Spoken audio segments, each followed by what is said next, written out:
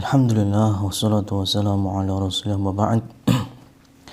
Untuk pertanyaan bagaimana sikap kita ketika mendengarkan azan di masjid kaum muslimin dalam kondisi situasi adanya musibah corona ini, maka tentunya pertama semoga yang bertanya ini dan kita semuanya masuk ke dalam kategori wa rajulun qalbuhu mu'allaqun bil masajid, termasuk di antara manusia orang-orang yang hatinya terpaut dengan masjid, sehingga apa yang akan kami sampaikan selanjutnya ini bukan karena hawa nafsu. Jujur, ketika muadzin mengumandangkan hayya 'alas shalah, kaki ini kuat untuk melangkah, hati ini rindu untuk menjawab panggilan ke masjid. Terenyuh memang, kalau bisa kami katakan hati ini juga menangis ketika kemampuan dan kesehatan yang kita miliki, bahkan jarak masjid pun juga dekat. Tapi sekali lagi bahwa agama dibangun bukan karena hawa nafsu. Agama dibangun di sana ada dalil dan juga pendalilan. Ada dalil dan ada istidlal. Maka pertanyaan selanjutnya adalah, Anda berada di lingkungan mana? Apakah Anda berada di lingkungan yang sudah mendapatkan peringatan untuk tinggal di rumah atau masih himbauan? Ya, tentunya ini juga bisa beda jawabannya. Katakanlah kami yang ada di Solo, Sukoharjo dan sekitarnya ini hampir di wilayah red zone atau minimalnya kuning, dan kami pun juga mendapatkan berita wilayah Pati pun juga sudah zona merah. Dan di samping itu pemerintah yang berwenang, baik itu Pemda, Pemkot ataupun dalam pengaturan agama kemenaknya, sudah memberikan aturan, bukan hanya imbauan, bahkan sudah memerintahkan kita untuk dirumahkan dari segala macam bentuk ibadah. Bahkan Masjid Agungnya pun juga tutup, baik itu untuk Jumatan maupun sholat 5 waktu. Lantas bagaimana terus sikap kita ketika mendengarkan azan? Ya dijawab sebagaimana kita mendengarkan azan biasanya. Allahu Akbar, Allahu Akbar, kita jawab Allahu Akbar, Allahu Akbar. Syahadat, kita jawab syahadat. Hayya 'alas shalah, kita jawab hayya 'alas shalah boleh, la haula wala quwata illa billah juga boleh. Ya, lantas bagaimana dengan orang yang azan atau muadzin? Selepas azan sudah balik pulang ke rumah. Ya, pulang ke rumah, sholat berjamaah dengan keluarga, atau kalau enggak punya keluarga sholat sendirian. Maka ini tuntunan dari para, jangankan ulama kibar, ulama kaum muslimin, ya, bahkan yang di bawah pemerintahan Saudi pun juga mereka menfatwakan demikian. Nah, bagaimana dengan status, ya, argumen yang mendasarinya jelas. Yang namanya la dharara wa la dhirar itu merupakan syariat besar dalam agama kita. Kita tidak boleh membahayakan, ya, nggak boleh kita melakukan suatu tindak bahaya dan melakukan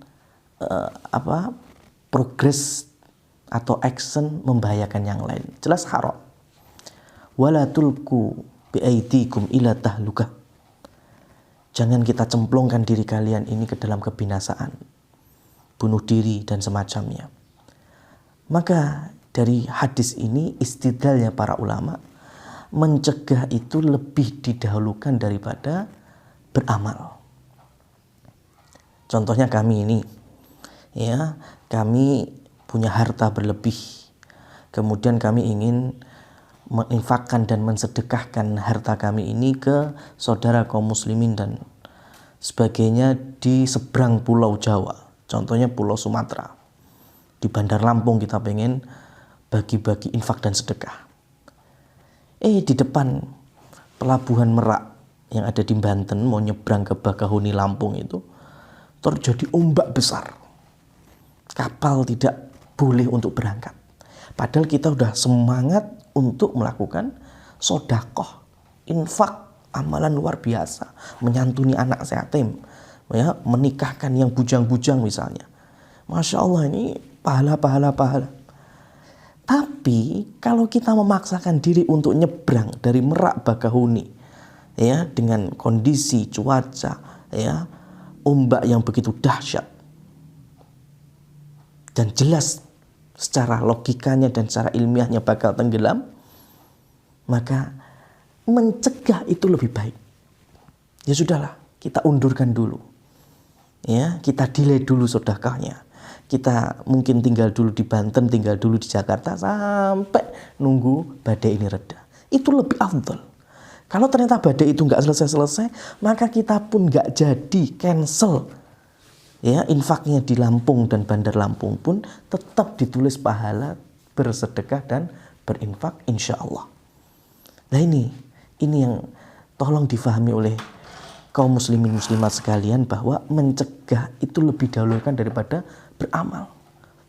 Saya ini insya Allah siap mati, ketabrak ombak nggak apa-apa, tenggelam dari kapal juga nggak apa-apa. Ya, bukan seperti ini, pendalilannya nggak seperti ini.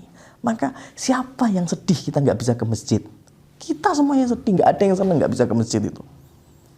Tapi kembali lagi bahwa musibah semacam ini, kondisi seperti ini bukan di zaman kita, bukan di era milenial, bukan di era gadget, medsos seperti ini, enggak. Zaman salaf dulu sudah ada. Imam Ibnu Hajar juga sudah menerangkan, ya, ketika ada pandemi seperti ini, ya, kaum muslimin sudah ada yang meninggal itu sekian puluh itu, terus dikumpulkan dalam suatu masjid atau musola, kemudian doa bareng, mendekatkan diri kepada Allah bareng-bareng. Minggu depan ribuan yang tertular dan ribuan yang meninggal. Ini sudah ada. Ya, jangankan zaman Ibnu Hajar, zaman sahabat Amirul Mukminin Umar bin Khattab juga sudah ada. Bagaimana kondisi Ibnu Abbas, bagaimana fatwa dari para salafus saleh itu jelas. Artinya, ya, mohon maaf bagi yang merasa tidak sependapat dengan kami, kira-kira iman kita dengan imannya Umar bin Khattab bagaimana? Kira-kira Ibnu Abbas itu, ya, ketika juga ditanya balik, wahai Ibnu Abbas, bukankah dengan kita mendekatkan diri ke masjid kepada Allah bisa mengangkat musibah, bahkan mengangkat gempa, bisa mengangkat longsor, lumpur ini tidak kemana-mana, banjir tidak kelihatan, bisa diangkat oleh Allah Subhanahu Wa Taala. Maka Abdullah Ibnu Abbas hanya menjawab, sesungguhnya aku ini melihat orang yang tidak berangkat ke masjid itu karena hujan, karena deras, karena lumpur, itu bukan hanya siapa, bukan hanya model kayak kalian ini. Aku melihat orang yang lebih takwa dibanding kalian, orang yang lebih takut kepada Allah dibanding kalian, orang yang lebih soleh jauh dibanding kalian. Siapa itu? Rasulullah Shallallahu Alaihi Wasallam. Oleh karena itu, sekarang Rasul sudah memberikan, ya, pendalilan demikian. Kondisi seperti ini, Umar bin Khattab juga, awalnya Abdullah ibnu Jarrah pun juga mengkritik Umar, Amirul Mukminin, engkau nggak jadi masuk Syam karena takut ta'un, ya. Engkau itu lari dari takdir Allah. Ya. Umar pun menjawab juga, ya Allah, seandainya ucapan itu tidak keluar dari mulutmu, wahai Abu Ubaidah ibn Jarrah, aku ini lari dari takdir Allah satu, lari kepada takdir Allah yang berikutnya. Jadi mencegah itu termasuk takdir Allah, bukan kemudian kita melawan takdir, enggak. Maka kembali kami, ya, pemerintah sudah menerapkan demikian, tinggal kita patuhi, ya, hawa nafsu kita downkan dulu. Ayo kita bareng-bareng membangun maslahat. Yang pro dan kontra, ya, silahkan, tetapi jangan kemudian dibikin pertikaian. Artinya bahwa nanti semua kita akan dituntut oleh Allah Subhanahu Wa Taala, dimintain pertanggungjawaban, ya, dimintain pertanggungjawaban. Kalau nanti umpamanya kami diminta pertanggungjawaban, wahai Iqbal, Kenapa di musim corona itu kamu malah meninggalkan masjid, kamu malah tidak jamaah di masjid? Maka tentunya kami akan menjawab, ya Allah, sesungguhnya kami meninggalkan itu karena bentuk pencegahan. Kami tidak mau menularkan kepada yang lain. Kalau kami memang ada penyakitnya, dan bukti bahwa kami mentaati pemimpin kami. Tapi sekarang saudara kita yang mungkin merasa hebat, merasa kuat, kemudian nanti di hadapan Allah ditanya, kenapa kamu di musim corona, ya, kamu malah membangun, ya, persatuan massal untuk ke masjid, untuk berdoa bareng-bareng dan seterusnya. Ya, maka orang tersebut mungkin menjawab, kami ingin lebih dekat kepadamu ya Allah, kami ingin lebih taubat kepadamu ya Allah. Maka ada pertanyaan berikutnya, lah pemimpinmu loh sudah meminta dan memerintahkan kalian untuk stay at home. Bagaimana kita akan menjawabnya? Ya, oleh karena itu kembali lagi bahwa kita isi waktu di rumah itu juga bukan ndekem gitu, enggak. Ya semacam ini kita jadikan waktu maslahat di dalam ilmu, di dalam beribadah, ngaji, menjelang Ramadan, Sya'ban diperkuat, kemudian men-share kebaikan dan seterusnya.